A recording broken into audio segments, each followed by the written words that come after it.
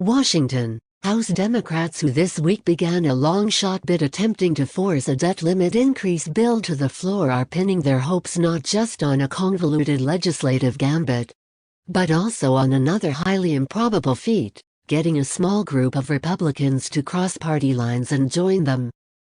While they concede it faces long odds, Democrats privately argue there is a path to pulling it off, or at least to coming close enough that Republicans feel compelled to cut a deal with them to head off a catastrophic default.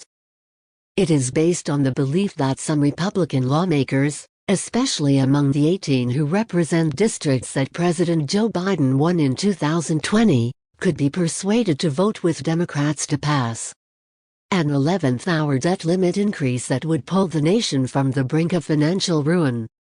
There are 18 House Republicans who like to call themselves moderates, said Rep. Brendan Boyle of Pennsylvania, the top Democrat on the Budget Committee.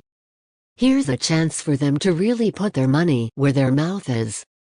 Join with House Democrats to ensure we don't suffer the first-ever default in American history. Democrats on Tuesday set in motion a plan that would allow them to bypass Republican leaders and bring up legislation to increase the debt ceiling without the spending cuts and policy changes the GOP has demanded in exchange. They could do so through a discharge petition, which forces a bill to the floor if a majority of the House signs on to calling. If every Democrat supported the move, at least 5 Republicans would be needed to advance such a measure to a vote.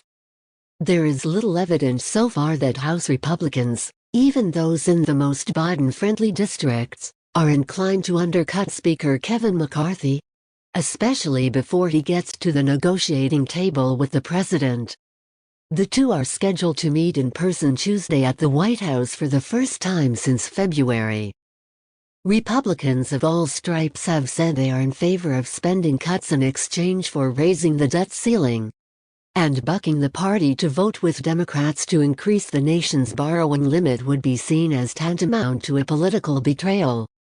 But that could change if talks between McCarthy and Biden stall and the nation barrels toward a default, now projected as soon as June 1. For more, subscribe to 24 Hours News.